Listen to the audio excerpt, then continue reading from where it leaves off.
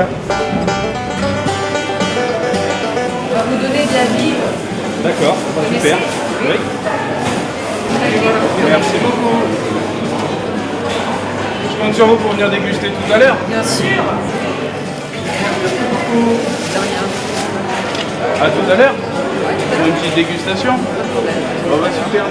Je pense à un carlet. Pourquoi pas. Nickel. Ouais, comme ça donnerait l'idée. Quand il sera cuit, on va le manger. Ouais. Exactement. Voilà, juste à le refaire fondre un petit peu. Très bien. On peut peut-être rajouter un peu l'assaisonnement, mais bon. De toute façon, il y a un petit peu d'ail dedans. C'est vrai que les gens ils connaissent pas du tout pour la viande de chèvre et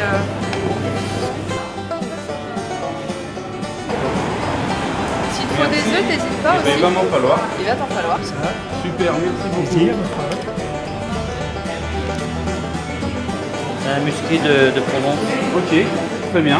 Ah ben écoutez, à ce moment-là, je vais vous faire goûter un petit frais. Bah allez, super. On a du beurre de surgère, ça c'est moi qui l'ai ramené. On a du chèvre frais, on a du vrai sauron. Et là c'est tout un menu avec ça. Je vais essayer de faire entrer plat dessert avec tout ça. Donc le carlet, c'est un produit qu'on n'a pas forcément l'habitude de travailler. Nous, on va apprendre à le mettre en avant. On suit bien la partie au milieu.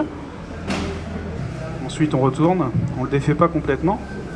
Et là, on récupère notre filet.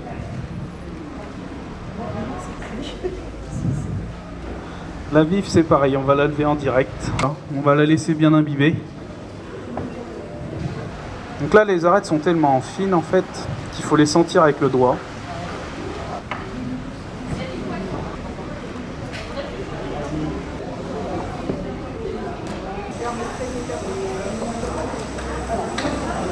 Donc là, on ne cherche pas à faire cuire l'omelette comme on peut faire à la maison. Le but, c'est vraiment de la cuire tout doucement.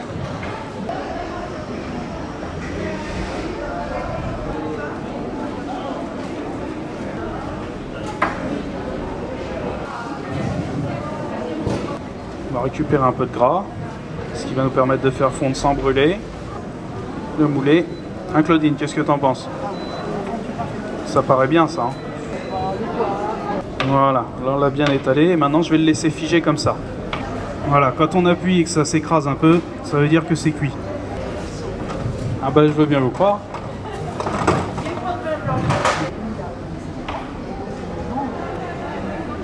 On a une omelette avec une multitude de petits légumes crus et cuits qu'on va retravailler, assaisonner pour faire une petite salade.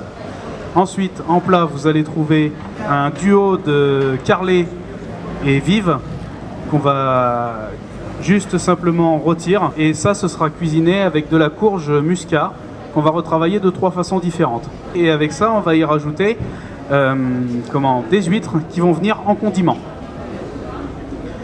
Et pour le dessert, on a fait une poêlée de clémentine, enfin qu'on va faire tout à l'heure, avec un pain perdu aux noix, une crème de fromage de chèvre. Et tout ça vous l'avez trouvé sur le marché. Exactement, c'est des produits qu'on a été prendre sur le marché. Le menu a été vraiment improvisé complètement. Tout à fait. À l'aide de Claudine, Claudine Rongier, qui a le gîte de la Poupelière à Voué et qui est également blogueuse culinaire. Où vous pourrez retrouver aussi ses recettes sur la cuisine de Claudine.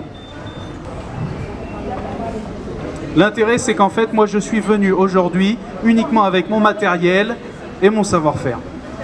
En fonction de tout ce qu'on m'a donné, on a récupéré un panier, enfin on a récupéré même 2 paniers de produits. Et avec ça, on concocte un menu avec des producteurs locaux.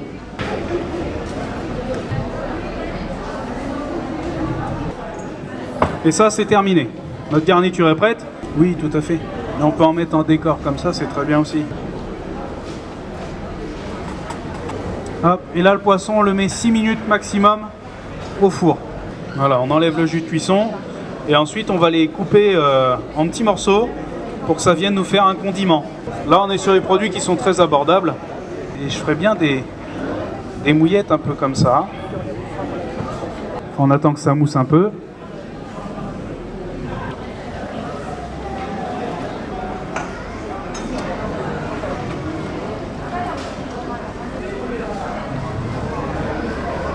Ça, c'est un produit qui peut être travaillé aussi bien cuit que cru.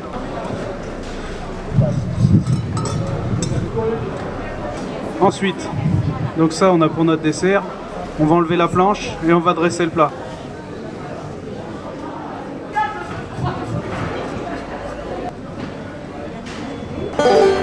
Et donc, en plus de ça, donc on a notre ami Luc Chogno qui est le caviste qui se trouve dans la rue Audrey de Puraveau. Ouais, il faut approcher, servez-vous. Hein. Costières de Nîmes. Ce sont des costières de Nîmes. Je l'ai mis pour aller avec le poisson. Alors,